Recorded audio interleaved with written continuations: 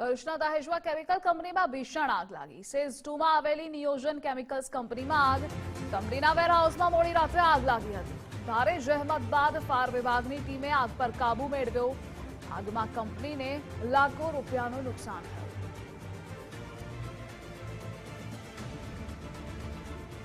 સંવાદદાતા દિનેશ જોડાયેલા છે।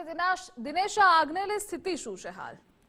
ચોક્કસ વાત કરવામાં આવે તો ભરૂચ જિલ્લાના દહેજ પંથકમાં ફેઝ 2 માં આવેલી નિયોજન કેમિકલ કંપનીમાં ભયંકર આગ લાગી હતી અને તમામ બળીને જે ફેક્ટરીમાં જે સામગ્રી હતી, સાધન સામગ્રી તમામ બળીને ખાક થઈ ગઈ છે। લાખો કરોડોનું નુકસાન થયું હોય તેવા અહેવાલો મળી રહ્યા છે।